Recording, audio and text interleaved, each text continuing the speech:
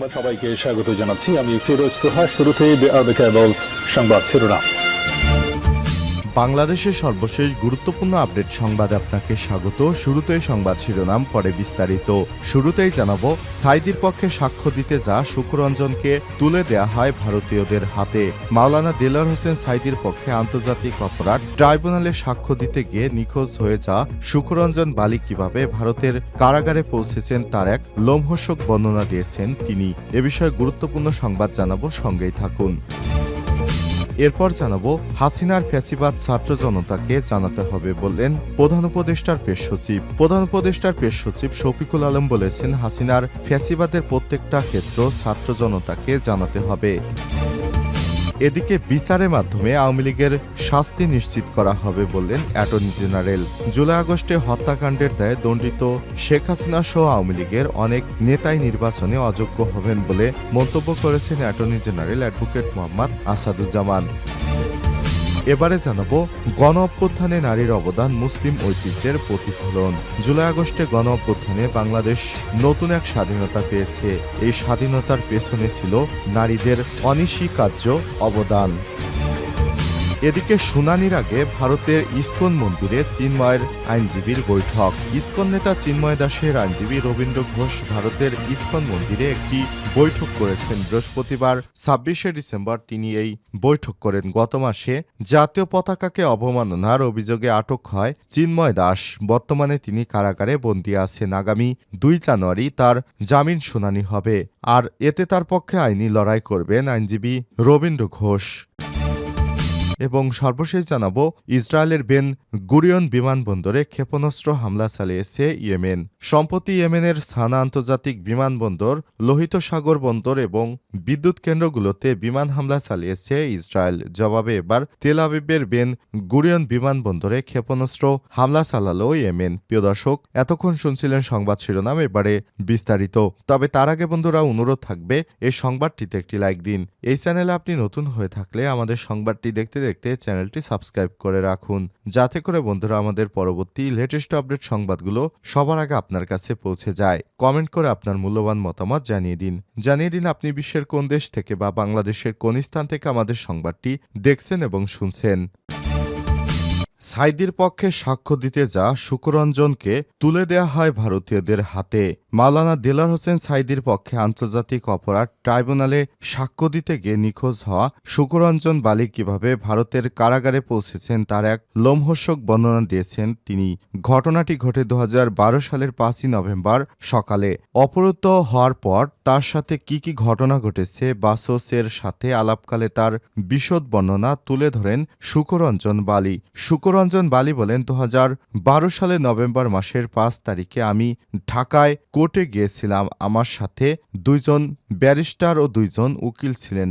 আমাদের গাড়ি দেখে কোর্টের গেটে আটকে ফেলা হয়। তখন আমাদের সাথে থাকা আইনজীবীদের সাথে গেটের লোকদের তর্কতর্কি চলছিল।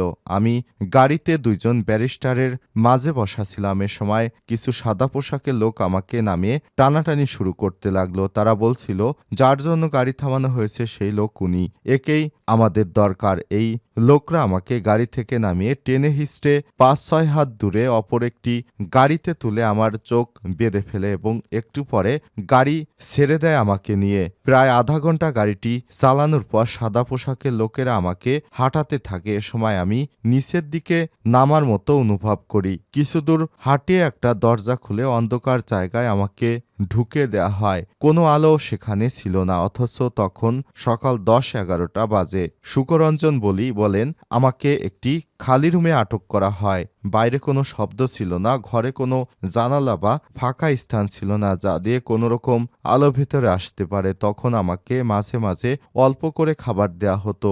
সেখানে কিছু লোক ছিল যারা আমাকে খাবার দিতে বা পাহারায় থাকতো। তারা নীল রঙের পোশাক পরা থাকতো। এ সময় তিনি আরো বলেছেন, এই ২ দিন পর আমাকে সেই রুম থেকে বের করে নিয়ে একটি অন্য রুমে নেওয়া হয়। সেখানে আমাকে দিয়ে তারা জোর করে সাঈদী হুজুরের বিরুদ্ধে স্বীকারোক্তি নিতে চায়। সে রুমে অনেক অনেকগুলো ক্যামেরা লাগানো ছিল। আমি দেখতে পাই আমার ভাইয়ের হত্যায় সাইদি হুজুর জড়িত কিনা জানতে চাইলে আমি তখন অস্বীকার করি এবং বলি যে যারা আমার ভাইকে হত্যা করেছে তাদের আমি চিনি, তাদের বিরুদ্ধে আমি সাক্ষ্য দিতে পারবো। কিন্তু তারা বারবার আমাকে সাইদি হুজুরের বিরুদ্ধে সাক্ষ্য দিতে বলে এবং এক পর্যায়ে তারা আমাকে মারধরসহ কারেন্টের শক দেয়, নির্যাতন করে। শুক্রঞ্জন বালি আরও বলেন, তারা আমাকে এক পর্যায়ে টাকা দিয়ে লোভ দেখানোর চেষ্টা করে। এরপরও রাজি না হলে তারা আমার উপর অমানবিক নির্যাতন চালায়। সেখানে টানা কয়েকদিন ছিলাম। তারা বিভিন্ন সময় বিভিন্ন ঘরে নিয়ে আমাকে জিজ্ঞাসাবাদ করত। তখন ৩-৪ জন লোক জিজ্ঞাসাবাদ করত। শুক্রঞ্জন বালি আরও বলেন, তাদের অত্যাচারে আমি অসুস্থ হয়ে যেতে থাকি। কয়েকদিন সেখানে থাকার পর তারা একটি সকালে ৭টা কি ৮টা বাজে আমার চোখ বেঁধে আবারও গাড়িতে তোলে। আয়নাঘর থেকে যখন গাড়িতে ওঠানো হচ্ছিল তখন আমি ভয়ে জানতে চাই আমাকে কোথায় নিয়ে যাওয়া হচ্ছে। জবাবে তারা বলেছিল, আমরা তোকে তোর দেশে নিয়ে যাব, বল কোথায় নামিয়ে দিলে তুই তোর বাড়ি যেতে পারবি। তখন বলি, বাগেরহাটে নামিয়ে দিলে আমার বাড়ি যেতে পারবো। সারাদিন ধরে গাড়ি চালানোর পর মাঝে একবার ফেরিতে উঠানো ও নামানো হয়, আমি সেটা অনুভব করতে পারি। এ সময় তিনি বলেন, এক পর্যায়ে আমার গাড়ি চলতে শুরু করে। দীর্ঘক্ষণ চালানোর পর ২ জন লোক গাড়িতে ওঠে। এর কিছুক্ষণ পর ১০-১২ মিনিটের মতো হবে গাড়িটি চলতে চলতে থেমে যায়। এ সময় গাড়ি থেকে আমাকে নামানো হয় ও চোখ খুলে আমাকে সামনে আগাতে বলা হয়। শুক্রঞ্জন বালি আরও বলেন, জায়গাটা বাগেরহাটের কিনা সেটা বুঝতে চেষ্টা করে। আমি বুঝতে পারি যে ওটা বাগেরহাট নয় এবং স্পষ্ট দেখতে পাচ্ছি সামনে বিএসএফ, এটা বর্ডার এলাকা। সেখানে যারা আমায় নিয়ে কান্না করতে করতে আমি বিএসএফ এর হাতে তুলে না দিতে তাদেরকে অনুরোধ করি। আমি বলি, এদের হাতে আমাকে তুলে দেন না ভাই, আমাকে বাংলাদেশে নিয়ে যান, প্রয়োজনে আমাকে মেরে ফেলেন। এ কথা বলতে বলতে আমি মাটিতে পড়ে যাই। শুক্রঞ্জন বলেন, আমাকে নিয়া গাড়ির লোকেরা জোর করে ভারতের সীমান্তরক্ষী বাহিনী বিএসএফ এর হাতে দিয়ে আসে আমাকে। এ সময় আমি দেখতে পাই গাড়িতে ৬ থেকে ৭ জন সবুজ পোশাকের পুলিশের সাথে ২ জন বিজিবি সদস্য আছে। তখন আমি বুঝতে পারি গাড়ি থামিয়ে যাদের নেওয়া হয় তারাই বিজিবি। শুক্রঞ্জন বলেন, বাংলাদেশের একজন নিরপরাধ নাগরিককে রাষ্ট্রের আইন শৃঙ্খলা বাহিনী আরেকটি দেশের রাষ্ট্রীয় বাহিনীর হাতে তুলে দেয় কেমন করে। কান্নাজড়িত কণ্ঠে শুক্রঞ্জন বলে, এরপর দীর্ঘদিন আমি ভারতের কারাগারে বন্দী ছিলাম। আমাকে সব সময় দেলোয়ার হোসেন সাঈদীর বিপক্ষে সাক্ষ্য দেওয়ার জন্য বলা হতো। হাসিনার ফ্যাসিবাদ ছাত্র জনতাকে জানাতে হবে বললেন প্রধান উপদেষ্টার প্রেস সচিব। প্রধান উপদেষ্টার প্রেস সচিব শফিকুল আলম বলেছেন, হাসিনার ফ্যাসিবাদের প্রত্যেকটা ক্ষেত্র ছাত্র জনতাকে জানাতে হবে। শুক্রবার রাজধানীর গুলশানে Lakeshore hotel antifascist coalition, citizen initiative ও হিস্টোরিক্যাল ট্রান্সপারেন্সি সোসাইটি যৌথ উদ্যোগে হাসিনার গোয়েবলস ফ্যাসিজমের প্রতি সমর্থন আদায় শীর্ষক আলোচনা সভায় তিনি সব কথা বলেন। অনুষ্ঠানে মূল বক্তব্য দেন মোহাম্মদ আশরাফ আজিজ ফাহিম। ২০ বছরের নিউজের উপর করা রিসার্চের মাধ্যমে তিনি দেখিয়েছেন হাসিনার শাসনামলে কিভাবে মিডিয়া ফ্যাসিবাদের প্রতি সমর্থন আদায়ে কাজ করেছে। অনুষ্ঠানে বক্তব্য রাখেন প্রধান উপদেষ্টার প্রেস সচিব শফিকুল আলম, জাতীয় নাগরিক কমিটির মুখপাত্র সামান্তা শারমিন, মায়ের ডাকের প্রতিষ্ঠাতা সানজিদা ইসলাম তুলি, এবি পার্টির সদস্য মুজিবুর রহমান মঞ্জু, জামাত ইসলামের প্রকাশনা সহকারী মতিউর রহমান আকন্দ, সাংবাদিক ও মিডিয়া কর্মী কাজী জেসিন।